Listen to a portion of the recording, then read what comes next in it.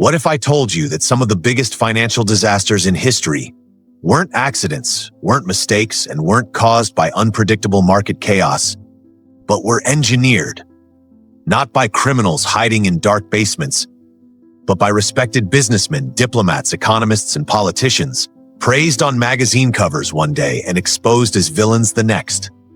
Because behind every market crash, every global shock, every sudden economic collapse lies a scandal that was quietly growing, like a crack in a dam waiting for the exact moment to explode. And here's the mystery few people ask. If these scandals were so massive, why didn't anyone stop them? Were the regulators blind? Were the banks incompetent? Or was the system never designed to protect you in the first place? Today, we're diving deep into the biggest financial scandals of all time, events that cost nations trillions, destroyed lives, and reshaped the global economy. And we're telling the story the way it actually happened, from origins, to rise, to breaking point, to fallout, and the solutions that never fixed anything. Because once you understand these patterns, you'll notice something terrifying. The next scandal has already begun. To understand how the biggest financial scandals happened, we need to understand how money itself changed. Once upon a time, wealth was simple. Gold, goods. But as economies grew, money became abstract. Paper currencies, credit systems, stock markets, derivatives, digital assets. Complexity created opportunity. Opportunity created loopholes. And loopholes created the perfect playground for manipulation. Throughout the 20th century, financial systems were evolving faster than governments could regulate them. Banks became bigger, corporations became global, markets became interconnected. So when someone cheated the system, they didn't steal millions, they stole billions. And sometimes, trillions. Let's begin with our first scandal. The story of the biggest financial scandals. Every modern scam has roots in one name, Charles Ponzi. A charming immigrant in Boston, Ponzi promised investors a 50% return in 45 days through international postage arbitrage. It sounded technical, it sounded brilliant, it sounded like a once-in-a-lifetime opportunity. And that's exactly how Ponzi schemes work. People invested because others invested. Everyone else seemed confident. The returns looked real. No one wanted to miss the wave. At its peak, Ponzi was making $250,000 a day in 1920 money. But the twist? There was no investment, no postage stamps, no arbitrage system. Just new investors paying old ones. And when withdrawals exceeded deposits, the empire collapsed. We call it a Ponzi scheme. But Ponzi wasn't the first to do it, and he definitely wasn't the last. Now we fast forward to the early 2000s. The era of rising tech, booming energy markets, and the birth of globalization. Enron was the golden child, a $70 billion company that Wall Street worshipped, a business school case study for innovation. But behind the applause was a secret. Enron wasn't brilliant. It was faking profitability using off-balance sheet entities, hidden debt structures, and manipulated energy prices. Executives shredded documents, bullied reporters, and pressured analysts into maintaining their buy ratings. As Enron's stock soared, employees were encouraged to invest their retirement savings into it. And then the breaking point. When the truth leaked out, the company collapsed in 24 days, one of the fastest corporate deaths in history. Employees lost their savings, investors lost billions, executives walked away wealthy. You would think a scandal this big would change everything.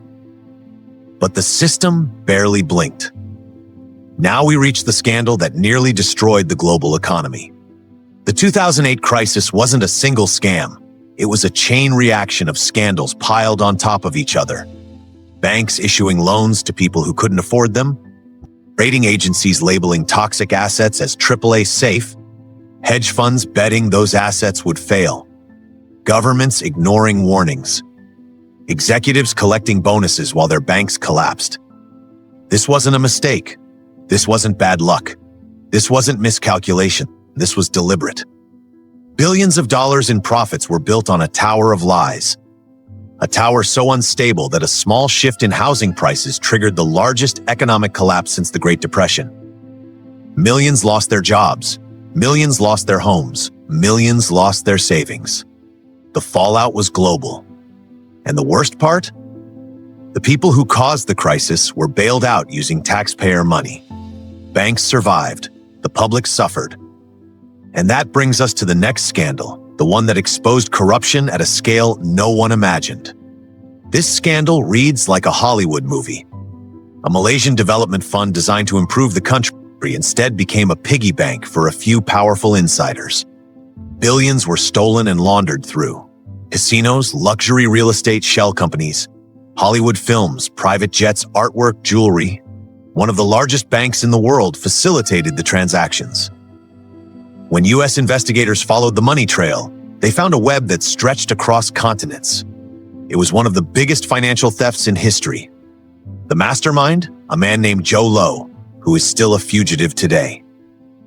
And the lesson? If corruption exists at the top, no regulation is strong enough to stop it. But even this wasn't the biggest scandal in terms of money. The largest one was still to come. After every scandal, the same thing happens. Governments promise reforms, agencies tighten rules, committees write reports, financial institutions apologize, and yet, more scandals happen. Wirecard collapsed in 2020 after inventing $2 billion of fake cash. FTX collapsed in 2022 after misusing billions in customer funds. Bernie Madoff ran the largest Ponzi scheme ever, $65 billion, while regulators ignored red flags for years. Every scandal has the same anatomy. A brilliant leader with charisma, a story too good to question, a system too slow to respond, a public eager to believe, a crash that reveals everything too late. The cycle repeats. The names change. The outcome stays the same. Here's where the story gets scary.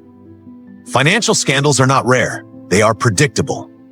Studies show the average cost of global financial fraud exceeds $5 trillion per year. Less than 1% of financial criminals face serious prison time.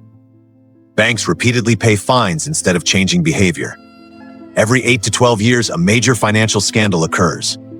Technology makes fraud easier, not harder. But the most shocking pattern? Scandals peak during times of economic optimism. Not during depressions, not during recessions, but during booms. Because greed is loudest when markets rise. And right now, markets are rising, which raises a chilling question. If the biggest scandals in history were only visible after they exploded, what scandals are quietly growing right now? 1. The biggest scandals are engineered from inside the system. They're not outside attacks. They're internal failures wrapped in credibility. 2. Every scandal follows the same pattern. Excessive trust, unrealistic promises, hidden losses, sudden collapse. Once you learn the pattern, you'll see the warning signs everywhere. 3. The next scandal is already forming. History shows the cycle never ends, it only evolves. Financial scandals don't destroy the system, they reveal it. The real danger isn't the criminals. It's the illusion that the system will protect you. So here's the question you need to ask yourself. In a world where scandals keep repeating, are you preparing for the next one or trusting the system to save you? Because the system won't. If you want more deep, investigative financial storytelling like this, breakdowns of hidden scandals, economic secrets, and market truths, make sure to like, share, and subscribe. Your support helps this channel expose the facts that powerful institutions hope you never figure out. Stay curious, stay informed, and stay prepared because the financial world is not what it appears to be.